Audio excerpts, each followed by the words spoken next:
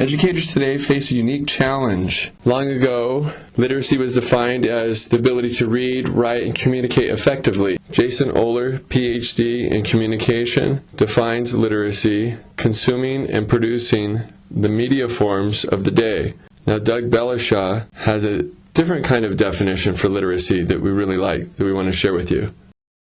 It takes a lot of definition to decide what it is that counts as things like being able to play the guitar or digital literacies. So this is taken from UNESCO in the 1950s, and they talk about how it's really not possible to speak of illiterate and literate people as two different categories. So now, the rapid advances of technology, some people say, may be leaving educators behind. So we have a unique challenge to be able to teach students how to be successful consumers of a global society today and in the future, whatever they may be. The rapid advancement of information and communication technologies have redefined the way we read, write, and communicate. Forms of communication, information, and technologies that are common in students' lives are search engines, web pages, email, instant messaging, text messaging, wikis, podcasts, ebooks, blogs, YouTube, Facebook. Another interesting digital literacy or a new literacy is something called a meme.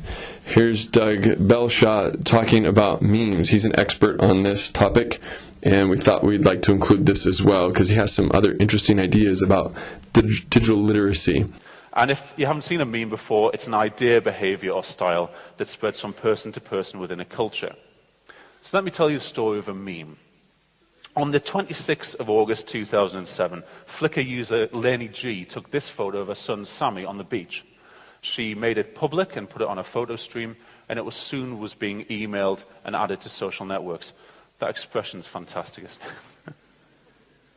So fairly soon it was being remixed by people. People are adding text and images into this, and it became known as Success Kid.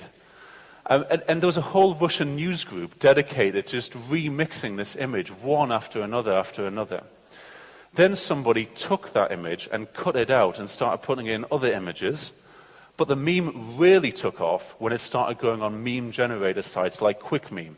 On these sites, the barrier to getting started is significantly lowered because all you have to do is add some text and it does the rest for you. So you get some wonderful examples like this. But my favorite, because I've got a 5-year-old son, my favorite one is this one.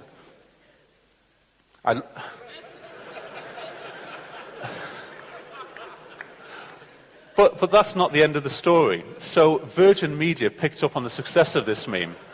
They took Sammy, they changed his name to Tim, they flipped him around, changed the colour of his shirt, and put him on a billboard, which inevitably led to somebody doing this.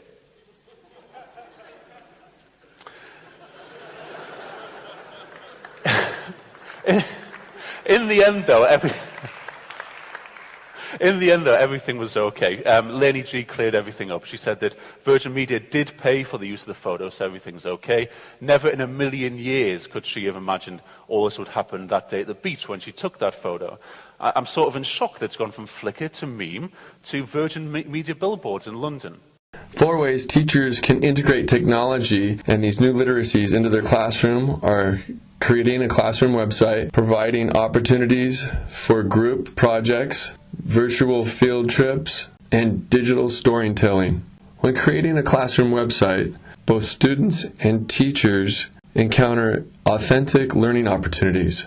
Students create a weekly blog of what's going on in the classroom, as well as calendaring upcoming events, assignment due dates, copies of assignments, book reviews, and educational websites recommended by peers.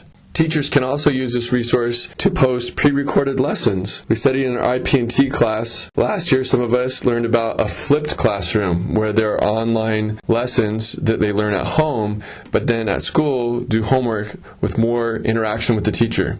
Sites to make your site: Scholastic, Wix, Google Sites, Moonfruit, Educator.com, Weebly, and TeacherWeb. These are all free sites that can be used to get started. Requiring students to have email is a great way to get them to collaborate. Students learn how to compose and send email, make attachments, how to open and save documents. They will learn to reply to more than one audience member. They can even use the calendar. And this is also a great opportunity to learn about online etiquette. Limited funding has decreased the amount of actual field trips that students and schools are able to make. So virtual field trips are a great way to have enhanced learning opportunities. And students can choose what they want to explore next, and by experience the sights and sounds of their virtual environments, they're exposed to vocabulary and context, while building and supporting background knowledge. Digital storytelling is a great example of current digital literacies. Students are encouraged to research, foster critical thinking, help students think more deeply and more meaningfully about challenging content. A great resource for digital storytelling is Tell a Story, Become a Lifelong Learner. Free software programs to create digital stories are Photo Story in Windows and Windows Movie Maker. For a small fee, audio programs such as Audacity will enhance the sound of your digital story. However, before you download programs, make sure you check to see what your current computer already has. Learning in the 21st century involves being able to research, communicate, and use advances in technologies of today. Technology of the past is no longer. Technology of the present is outdated, and we are the technology of the future. Literacy is a condition. It's not a threshold. It affects your identity because every time you're given a new tool, it gives you a different way of impacting upon the world. The medium is always going to be at least part of the message. The trouble is that people who come up with digital literacy frameworks make things a little bit too simplistic.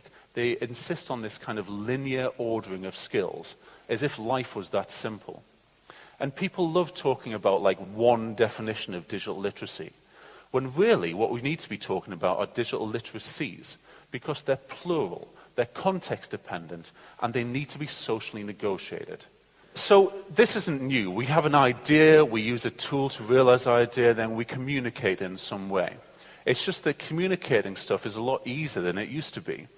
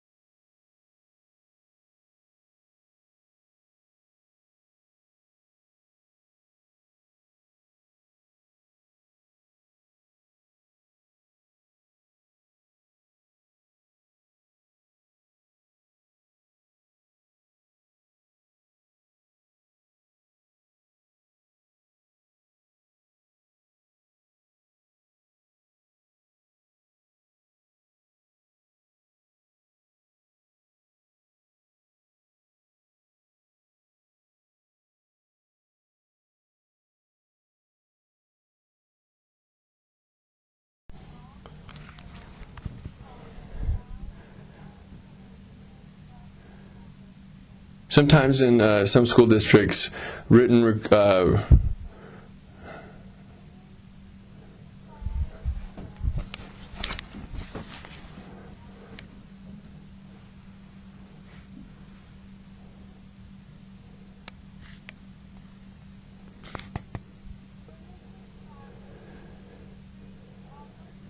limited funding has decreased opportunities for students and schools to learn in the field outside of the classroom. But with virtual field trips,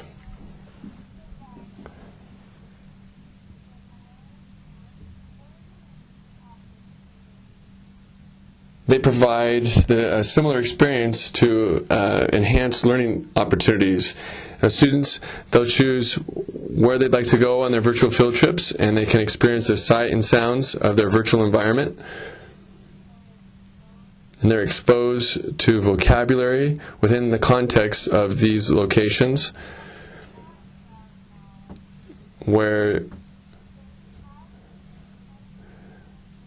these have the potential and can be used to increase reading comprehension in the content areas where you as the teacher can choose where these virtual field trips, or at least give them options to choose from, where every choice is something that you as the teacher would want to have a place to be able to go and teach and build content.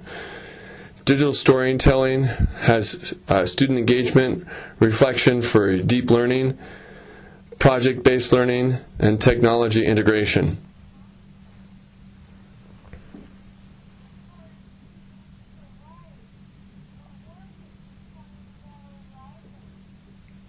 Digital storytelling also encourages students to write and to become better writers.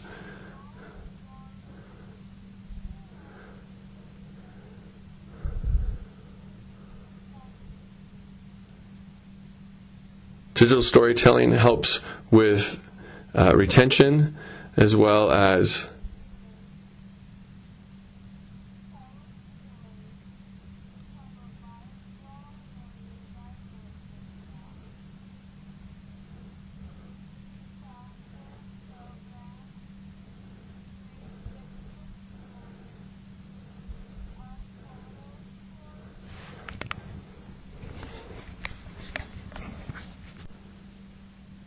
another bit of vocabulary we'd like to include that students of today are exposed to are memes. And here's a little something about memes.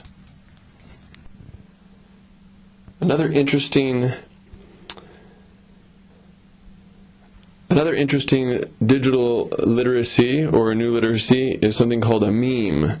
Here's Doug Belshaw talking about memes. He's an expert on this topic, and we thought we'd like to include this as well because he has some other interesting ideas about digital literacy.